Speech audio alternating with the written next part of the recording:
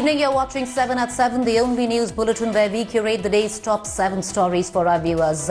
Just before we hit the headlines, I want to take you through on where, at least numerically, India stands with its fight against coronavirus. We stand right now, viewers, at 7,42,417 positive cases. We've recorded till now 20,642 deaths. I just want to take you through on the top 3 states recording the highest import in terms of numbers. Unfortunately, Maharashtra continues to dominate in the overall positive numbers, and if you look at it, it pretty much is 30% of India's total COVID count. So Maharashtra right now stands at 2,17,121 total positive cases, recording 9,250 deaths till now, which is close to 40% of the total deaths recorded in India.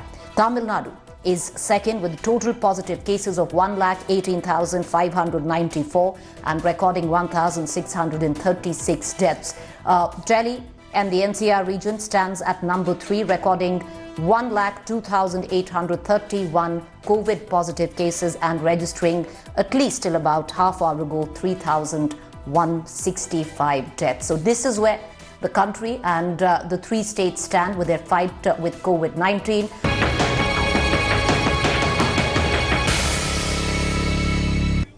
Top story comes in on this huge political row which is on swing as we speak, with the Congress calling it a witch hunt and the Home Ministry now ordering an inter-ministerial inquiry into all the funds headed by the Gandhis.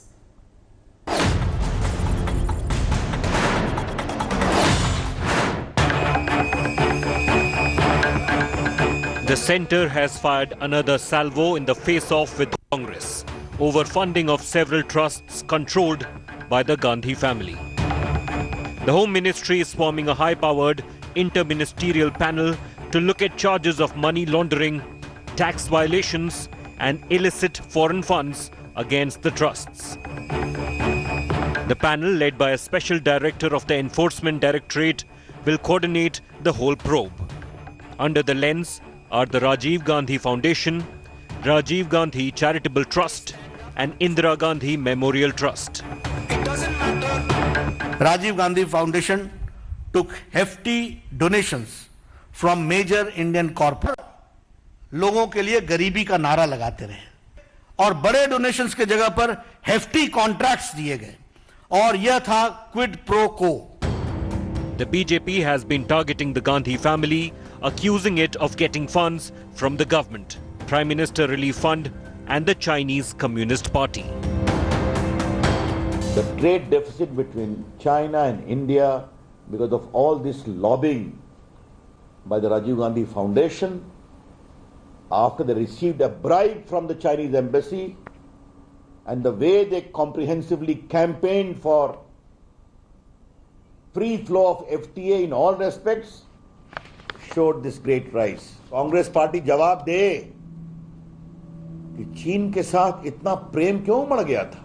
The Rajiv Gandhi Foundation has nothing to add, nothing to fear, because you have all the yantras and tantras and you can ask every question in every inquiry.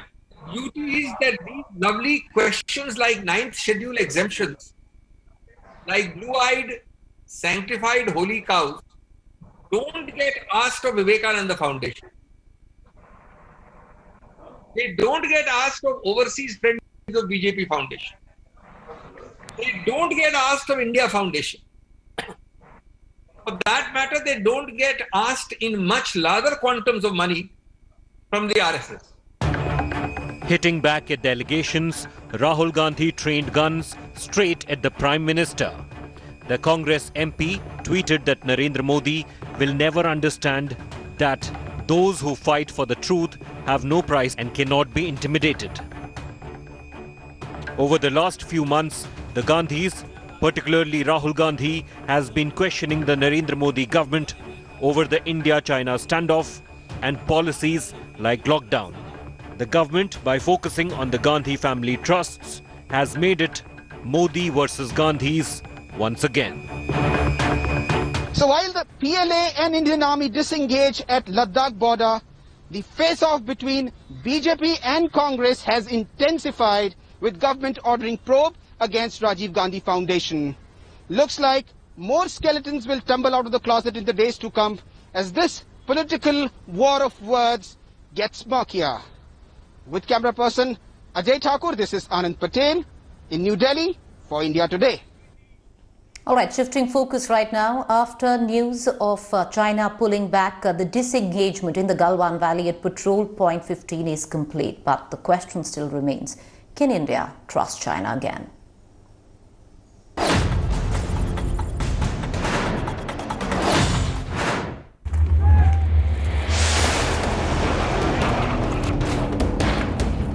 On Tuesday, we showed you the first satellite images of China's pullback from Ladakh's Galwan flashpoint. Satellite images that captured the first baby steps that will hopefully lead to a bigger disengagement between troops on both sides. And today, another big update from the Ladakh front lines. The first steps of the disengagement have also been completed at Patrol Point 15 in the Hot Springs sector.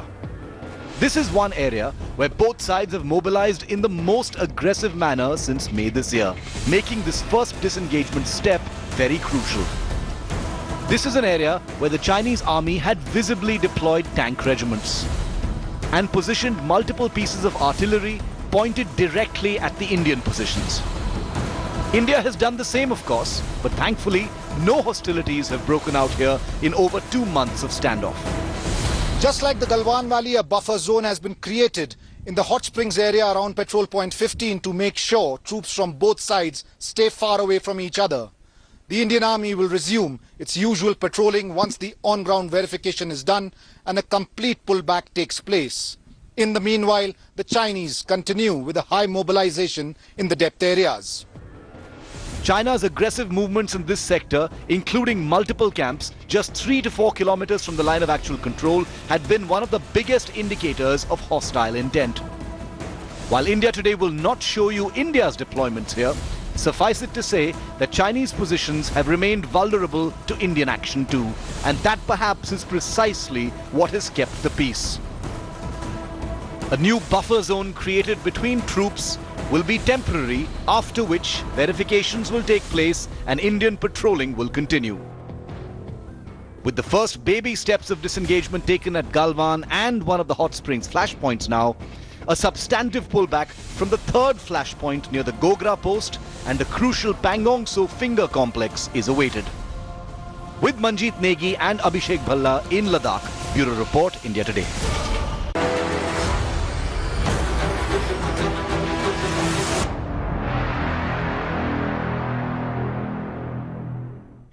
All right, over to Uttar Pradesh at this point of time. There was one story which piqued the interest of all, of one Don with the audacity of which he killed 8 police personnel. Well, he's still on the run after killing these 8 police personnel. Many questions were raised on the efficacy of the Uttar Pradesh police force. However, word coming in right now, finally, there seems to be that the noose is tightening around Don Vikas Dubey. Why do we say that? Well, CCTV images have now come in from Faridabad area as well. These CCTV visuals were accessed where gangster Vikas Dubey is believed to be seen fleeing in an auto. Yesterday, a hotel in Faridabad was raided after the Haryana cops received inputs about the dreaded gangster hiding there. The cops found CCTV images indicating he was present in the hotel. The UP police have now raised the bounty of the fugitive from 2.5 lakh to 5 lakh. Posters of Dubey's wife, who's also absconding, have been put up. 3 henchmen of the gangster were nabbed from Faridabad and FIRs accessed. By India Today showed recovery of 2 guns. Meanwhile, sacked Chaubepur SHO Vinay Tiwari has now finally been arrested. Firing हो रही थी? नहीं sir, वहाँ नहीं थे हम। तुम कहाँ थे उस समय? तुम कहाँ पर थे उस समय? घर में थे। घर में थे? आज तुमको पुलिस ने कहाँ से पकड़ा है? और भी जाओ। थाने में थे सर। थाने में थे? तुम उस दिन रात में थे कि नहीं थे? बताओ। All right, we're going to stay with the story in Uttar Pradesh, and this is an India Today exclusive, and it's gathered impact.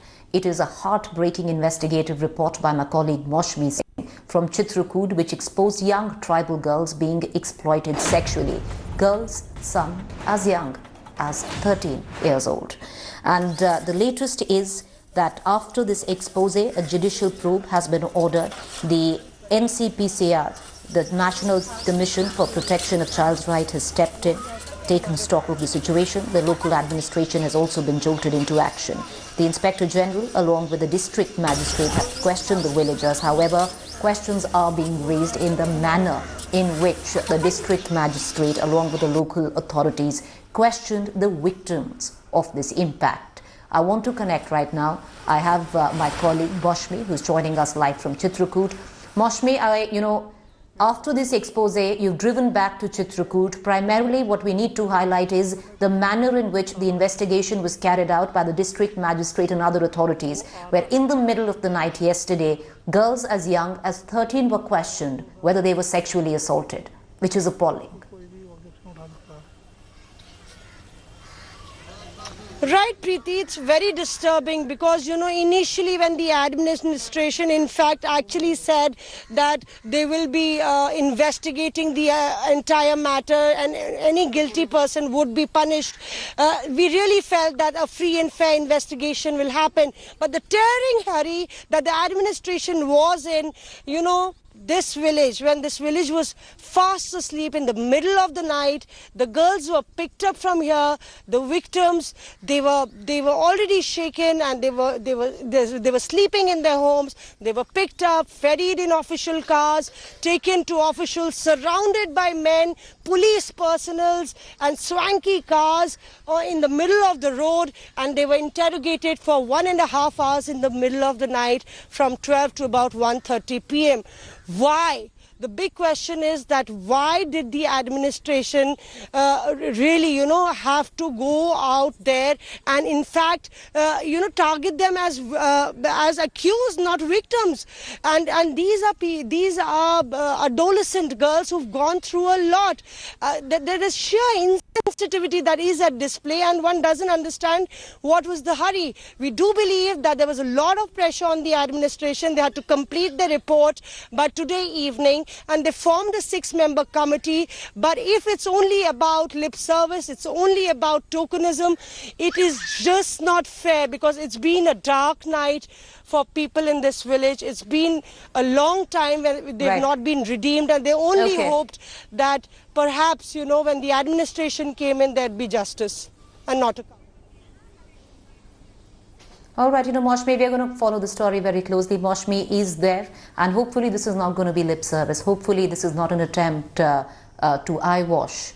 We will keep tracking the story. Appreciate you joining us. Moshmi, shifting focus right now on 7/7 to this cute, politically explosive story developing in Kerala, all surrounding smuggling of gold, and it leads right up to the Chief Minister's office. That is coming in where the opposition right now demanding that the Chief Minister of Kerala step down in connection with gold smuggling.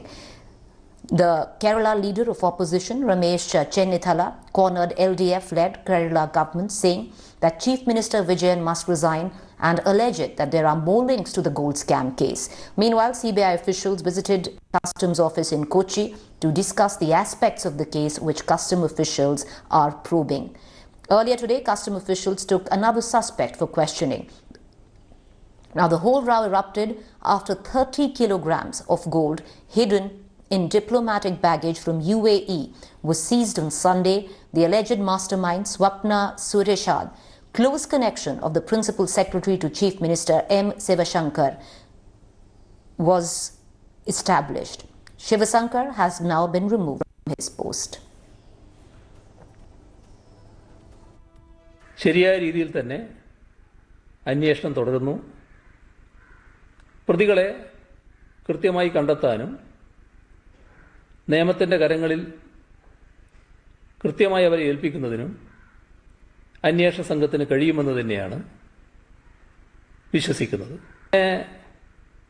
ഏതെങ്കിലും ഒരു കാര്യമുണ്ടായാൽ അതിൽ മുഖ്യമന്ത്രിയുടെ ഓഫീസിനെയും മുഖ്യമന്ത്രിയൊക്കെ എങ്ങനെയെങ്കിലും പെടുത്താൻ പറ്റുമെന്ന് ചിലർ ഇവിടെ ആലോചിച്ച് നടക്കുന്നുണ്ട്.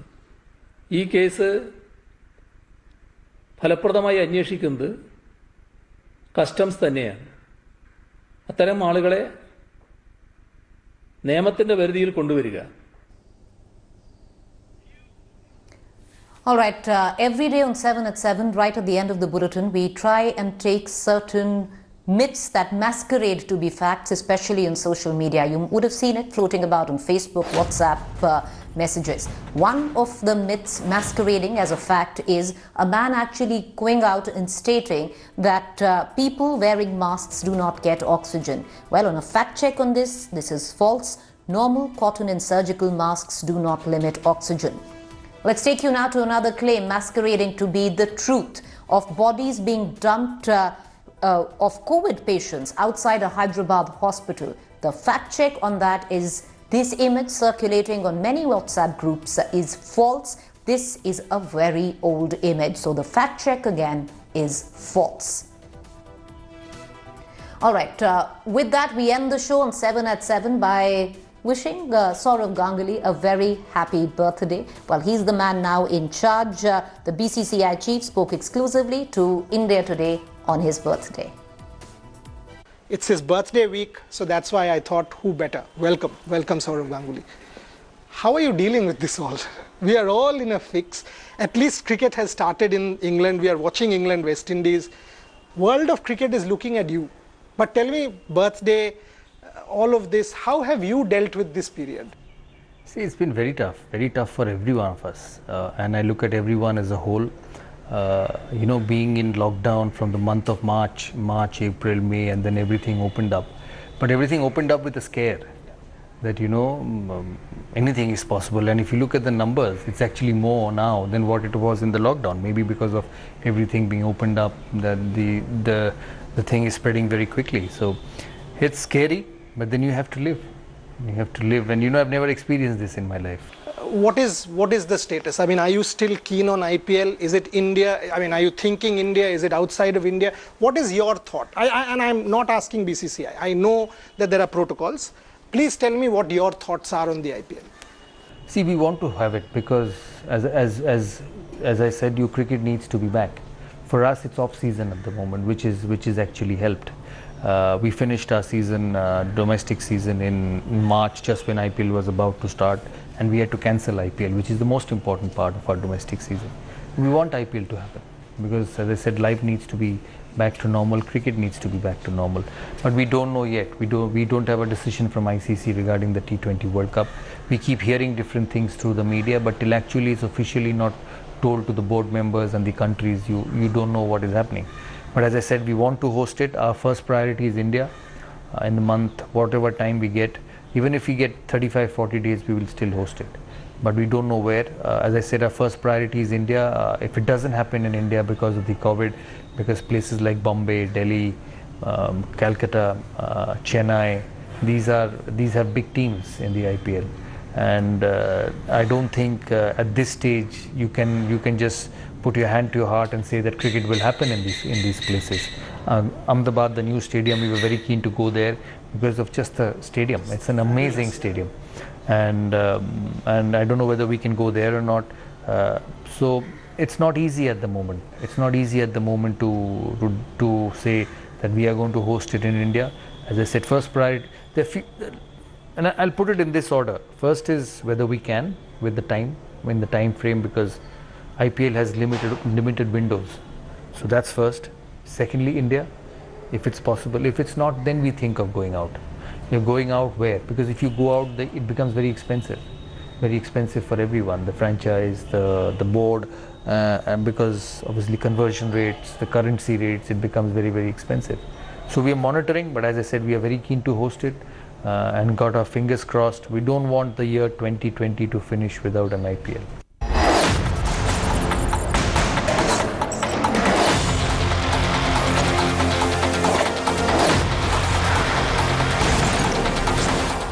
Hello everyone, this is Rahul Kamal here. Hope you enjoyed this video. For the latest news and analysis, like and subscribe the India Today YouTube channel, and don't forget to press the bell icon to stay updated.